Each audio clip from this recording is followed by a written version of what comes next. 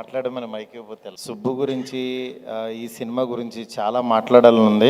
But మాట్లాడితే అందరూ వెళ్ళిపోతారు, ఎందుకంటే అంత కంటెంట్ ఉంది. బట్ ఆల్రెడీ అందరూ ఈ సినిమా గురించి చాలా ఎమోషనల్గా మాట్లాడారు. అందరూ మనస్ఫూర్తిగా ఇక్కడికి ఈ సినిమా సక్సెస్ అవ్వాలని వచ్చిన వాళ్ళే, డైరెక్టర్స్ కానీ ప్రొడ్యూసర్స్ కానీ అందరూ. ఈ సినిమాతో యాక్చువల్గా నాకు ఫస్ట్ సుబ్బు ప్రతిరోజు పండుగ అయిపోయిన తర్వాత నాకు తేజు అన్న ఒకసారి ఒక కథ వినాలని చెప్పి నాకు సుబ్బు నా దగ్గరికి పంపించాడు.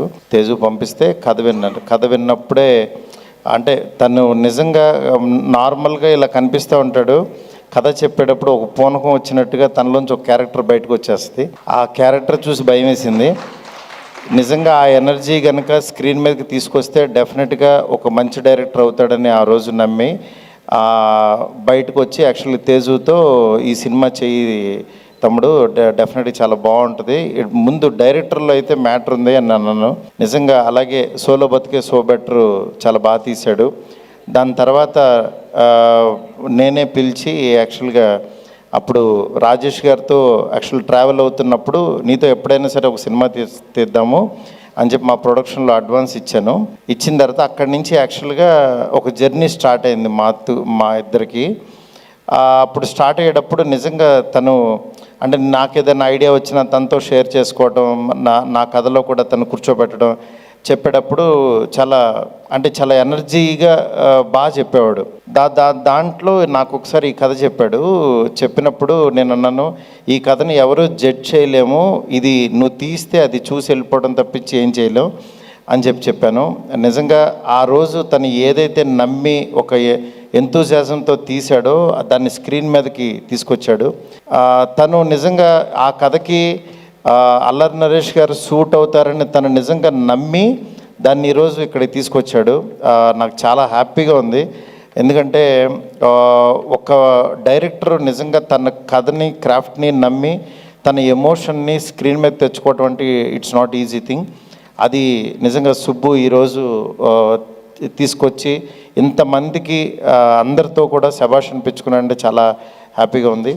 అలాగే అల్లరి నరేష్ గారు ఈ సినిమాని తన్ని నమ్మడం బిగినింగ్ నుంచి, నాకు కూడా ఇండైరెక్ట్గా అల్లరి నరేష్ గారు నా ఫస్ట్ సినిమా నేను ఒక జాబ్ చేసుకునేటప్పుడు ప్రాణం అనే సినిమాని డిస్ట్రిబ్యూషన్ చేశాను.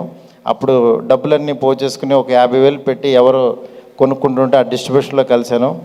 ఆ సినిమాలో యాక్చువల్గా డబ్బులు పోయిన తర్వాత ఇక అప్పుడు యాక్చువల్గా ఏంటంటే సీరియస్గా ఎక్కడ పోయినాయో అక్కడే ఎత్తుక్కోవాలని చెప్పి యాక్చువల్గా ఆర్య సినిమా కొన్నాం. తర్వాత ఇక అక్కడి నుంచి మా జర్నీ స్టార్ట్ అయింది. అట్లాగా అల్లరి నరేష్ గారితో నిజంగా ఒక జర్నీ నా ఫస్ట్ సినిమా జర్నీ స్టార్ట్ అయింది. నెక్స్ట్ ఇక్కడ రాజేష్ గారు ఒక డిస్ట్రిబ్యూటర్గా నాకు తెలుసు చాలా నాళ్ళ క్రితం.